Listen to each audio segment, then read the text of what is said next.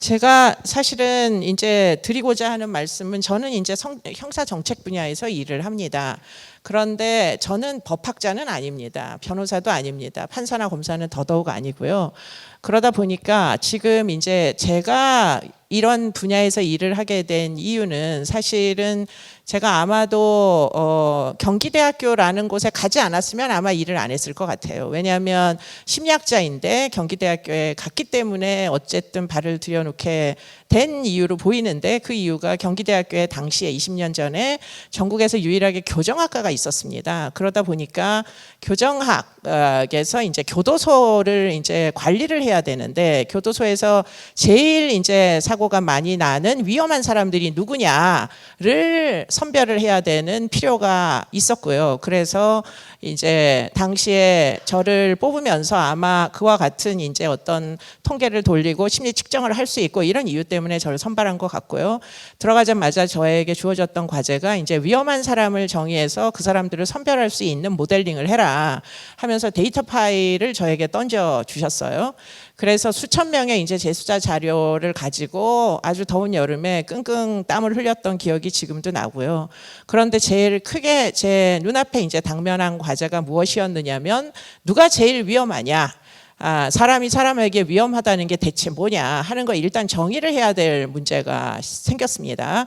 그래서 이제 그 문제를 해결하기 위해 가지고 제가 사실은 아무래도 이제 법무부 일이니까 법학자들한테 가서 물어보면 제일 쉽게 답을 할 것 같아 가지고 형법을 전공하는 선생님들, 당시에는 형법을 전공하는 저희 학교의 선생님들은 전부 남자 교수들이고 뭐 주변에도 거의 다 남자들이 주로 일을 하는 그런 이제 세팅이었습니다.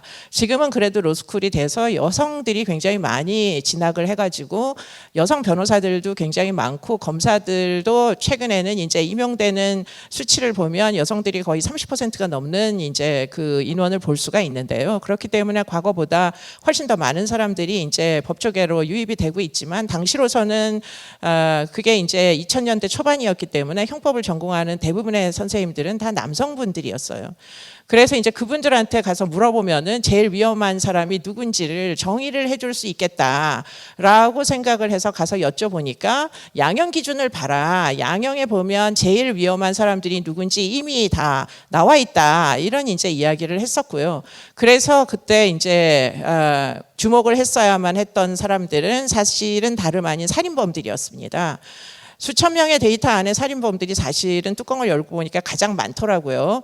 지금은 참고로 이야기 드리자면 성범죄자들이 교도소 안에 제일 많은 비중을 차지합니다. 형량이 길어지고 숫자가 많기 때문에 1년에 우리나라에 성범죄가 3만 건씩 계속 발생을 하다 보니까 그중에 징역살이 가는 사람들도 많고, 성범죄가 이제 아무래도 형량이 길어지다 보니까 과거보다 수감돼 있는 사람들의 숫자가 굉장히 많이 늘었어요. 그런데 당시로서는 사실은 우리나라가 양형이 짧은 나라에 속하고, 그렇기 때문에 대다수가 빠른 이제 출소를 하던 시절이었고, 그렇기 때문에 비교적 교도소 안에 오랫동안 남아있던 사람들은 가장 형이 긴 사람들, 예컨대 살인범들이 대다수를 차지했었습니다. 그래서 이제 형법을 전공하신 선생님들이 양형이 가장 긴 사람들이 그래도 제일 위험한 사람들 아니겠느냐, 나가서도 아마 위험할 거다라는 가정을 가지고 이제 살인범들 데이터를 들여다보기 시작했어요. 그런데 아무리 들여다봐도 살인범들이 가장 위험한 사람이라고는 생각이 되지 않더라고요. 왜냐하면 살인범들의 전과력을 보니까 반 이상이 정말 벌금형도 받아본 적이 없는, 전과라고는 대체 한 번도 갖지 않은 사람들이 어느 날 갑자기 살인범으로 돌변하는 그런 사람들이 굉장히 많고, 만약에 그런 사람들이 출소를 한 이후에 그럼 다시 살인을 저지를 가능성이 얼마나 되겠느냐.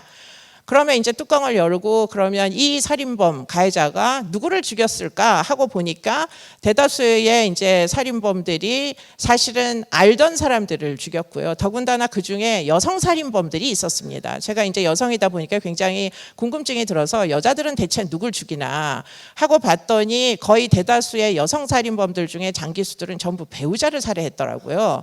그러다 보니까 배우자를 그럼 평생 두 번이나 살해할 가능성은 얼마나 될까? 사실 그걸 고민을 사실 했어야만 했었어요. 왜냐하면 위험이라는 건 그런 거니까 나갔을 때 또 위험한 행위를 할 수 있어야 되니까. 근데 이제 입장 바꿔놓고 아무리 생각을 해봐도 한 번 배우자를 죽인 사람이 나가가지고 또 배우자를 만들어가지고 한참 살다가 한 30년 후에 또 죽일 가능성은 거의 0%일 가능성이 있죠. 뭐 거의 발생하지 않는 사건들입니다. 그러다 보니까 이제 눈여겨보기 시작한 것이 그러면 이건 살인은 답이 아니다. 살인죄로 위험을 이제 우리가 규정하기는 어렵다. 거기서부터 사실은 기존의 형사사법제도에 대한 관념적인 뭐 어떤 개념들, 뭐 우리가 전형적으로 생각했던 것들이 다 무너지기 시작했습니다. 그래서 이건 국내에 있는 어떤 제도나 법으로는 될 수가 있는 일이 아니구나. 영어권 국가에서는 어떻게 하는지 영문서적을 뒤져봐야 되겠다 해서 제일 먼저 발견을 한 수많은 문건들은 섹스 오펜더가 여러 가지 이제 범죄자들, 유형의 범죄자들 중에서 가장 위험한 사람들은 섹스 오펜더다. 이런 이제 정의를 해놓은 책들도 너무나 많고 그런 형사사법제도 그 중에는 그야말로 우리나라에서나 지금 이제 집행하고 있는 보안처분 같은 것들을 아주 여러 가지 형태로 집행하는 국가들도 있고 그런 연유는 이 사람들은 과거에 살아온 행적을 보면 앞으로도 그와 같은 습벽을 어느 날 갑자기 바꾸기는 개과천선은 생각보다 그렇게 쉬운 일은 아니에요. 그렇기 때문에 출소를 하면 또 비슷한 성적 취향을 가지고 또 비슷한 어린애를 공격할 수도 있는 만약에 과거에 8살짜리 아이를 그야말로 주기적으로 3번 이상 성폭행을 했다면 이번에 출소를 해도 또 8살 때 인근의 연령대의 아이들에게 흥미를 느낄 가능성은 완전히 없애기는 일단 불가능해 보였습니다. 그래서 결국에는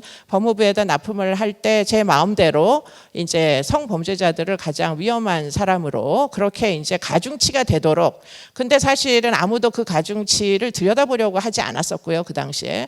그러다 보니까 그냥 모델링을 해서 제출을 하고 보고서는 끝났습니다.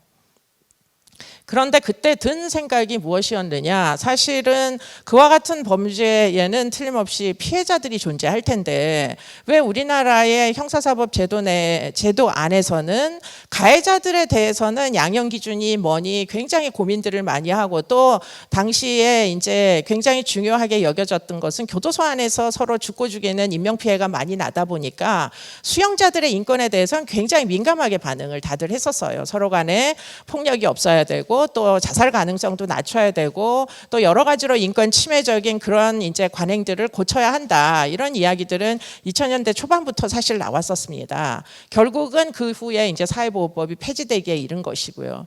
그러다 보니까 모든 사람이 재소자들의 인권에 대해서는 중요하게 여기지만 문제는 그 사람들에 의해서 희생당한 피해자들에 대해서는 별로 아무도 관심도 없고 이미 희생을 시킨 사람이 한 3명 이상 되는 그런 이제 아동 청소년 성범죄자인데 출소한 이후에 이 사람들이 또 나가가지고 비슷한 유형의 피해자에게 접근할 개연성이 굉장히 높은데 그런데 그 부분을 염려하는 사람들은 2000년대 초반에는 일단 없었어요. 그때 이제 곰곰이 지금 생각을 해보면 제가 가진 수천 명의 자료 중에 10%도 채 되지 않는 강간범들의 데이터만을 가지고 제가 사실은 성범죄자들이 위험할 거라고 어디 가서도 얘기를 하기가 매우 어려웠었습니다. 그런데 이제 다만 제가 여성이었기 때문에 그런데 더 눈이 다 갔던 것 같아요. 그때 그 당시에 피해자가 틀림없이 나와 같은 성별일 것이고 이 사람이 죽인 피해자의 위험을 저는 그래도 공감이 됐었고 이 사람의 위험이 앞으로도 계속될 것 같은데 왜 우리나라의 형사 정책에서는 이 위험을 관리할 생각을 하지 않는지 사실 굉장히 궁금하기는 했었습니다. 그리고는 그때 제가 어린 딸이 있었어요. 초등학교를 다니고 있는 어린 딸이 있었고 그 아이가 혹시 이런 아저씨들에 의해서 만남을 갖게 되면 안전할까 하는데 이제 생각이 미쳤었고 그래서 사실은 굉장히 궁금증을 여기던 차에 계속 이 일을 학교에서는 하라고 요구를 하고 그러면 대학원 과정을 만들기 전에 나를 해외로 파견을 보내달라. 영어 문건에서 이렇게 많이 외국의 제도가 있다는데 그럼 내가 가서 직접 보고 온 다음에는 박사과정을 운영할 수 있겠다. 좀 보내달라 해서 파견을 가게 됐습니다. 그래서 2002년도, 2003년도에 이제 해외 파견을 가서 미국에서 가장 교도소가 많은 곳에 거의 귀향을 살다시피 했었어요. 왜냐하면 거기는 교도관 아니면 그 도시에는 아무도 살지 않습니다. 모든 민간인들은 사실 그 안에는 교도소만 잔뜩 있는 그런 도시가 있고요. 거기서는 이제 오늘날도 한 달 달에 여러 명을 사형시키는 교도소가 있을 정도로 굉장히 형사 정책이 엄중한 그런 이제 주에서 제가 파견을 가서 이제 많은 시설들을 관람하게 되면서 많은 형사 정책들을 보면서 그때 이제 청강했던 수업이 하나 있었는데요. 그 수업이 무엇이었느냐? 그게 피해자학이라는 빅티몰로지라는 수업이 있었어요. 그런데 크리미널 저스티스 단과대학 안에 왜 그러면 크라임과 연관된 거를 가리키기만 하면 될 텐데 왜 빅티몰로지라는 과목이 개설돼 있느냐? 사실 그때 순전히 궁금증 때문에 이제 그 수업에 청강을 했었고 그때 알게 된 것들이 지금 오늘날 우리나라에도 도입된 것들이 꽤 많이 있고요. 그 이제 피해자의 인권이라는 것을 우선으로 배려를 해야 된다는 어떻게 보면 형사 정책의 목적이 응보주의만이 목적이 아니라는 거예요. 그 주장은. 그러면 응보주의가 목적이 아니라면 예컨대 모든 사람들이 중요한 사건이 발생하면 다 댓글을 달 때 뭐 죽여라, 사형시켜라, 뭐 다시는 못 돌아오게 해라, 뭐 이런 댓글을 단다는 것은 결국 응보주의에 대해서는 우리도 이해도가 굉장히 높다. 우리나라의 형사사법제도는 그야말로 응보적 형벌을 부과하는 데만 집중돼 있다. 이렇게 이야기를 하면 되겠죠. 다시 말해서 형사사법 시스템의 가장 주요한 클라이언트는 결국은 범죄자들이라는 겁니다. 범죄자들의 인권을 그러면 어떻게 보호해 주면서 적법한 절차에 따라서 수사를 하느냐, 그리고는 어떻게 안정적인 양형 기준대로 집행을 하느냐, 그리고는 이 사람들을 얼만큼 인간적으로 설득을 해서 교화를 시켜서 출소를 시킬 거냐. 출소하고 난 다음에도 그럼 이 사람들이 지역사회 내에서 조두순과 같은 경우에 내년도 12월 달에 출소를 하면 지역사회에서 안전하게 다시는 재범을 저지르지 않고 살게 하려면 그러면 어떤 종류의 지원을 해줘야 되느냐. 모든 것들이 전부 클라이언트인 범죄자들을 중심으로 시스템이 운영이 되고 있다는 것을 사실은 이제 문제가 있다라는 생각은 그때까지 단 한 번도 해본 적이 없었어요.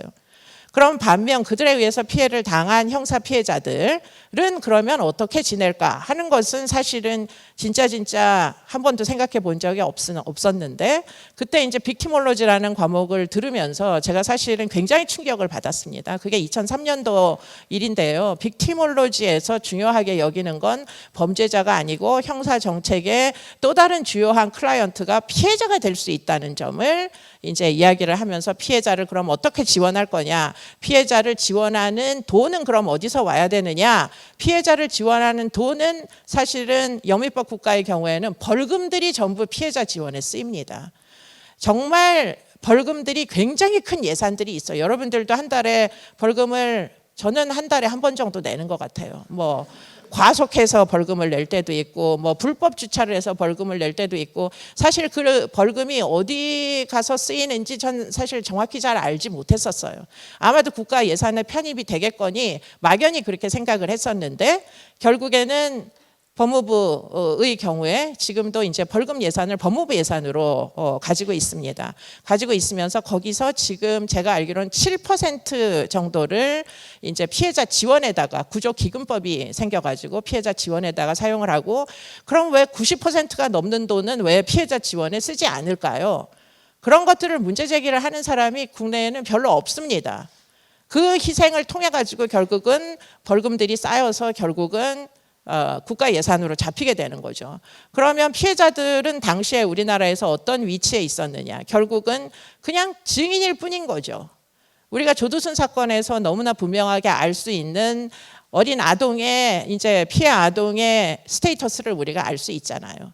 결국에는 필요하면 경찰에 7번, 8번 가서 결국은 하혈을 하면서도 수사를 받아야 되고 검찰에도 또 똑같이 와서 조사를 받아라 그러면 검찰에도 가가지고 또 중복되지만 수사를 또 받아야 되고 심지어는 그렇게까지 여러 번 피해를 당했노라고 이야기를 하는데 법정까지 불려나가서 저 아저씨 맞냐 하면서 조두순을 가리킬 때 네 맞아요 처벌해 주세요 라는 이야기를 피해 아동의 입을 통해서 꼭 들어야만 하는 이런 시스템을 운영하던 것이 2008년도까지입니다.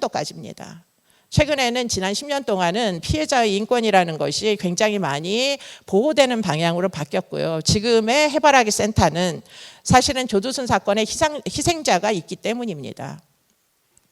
죽은 희생자는 말이 없어요. 죽은 피해자는 본인이 얼마나 끔찍한 상태에서 죽었는지를 설명할 수 없지만 문제는 생존하는 경우에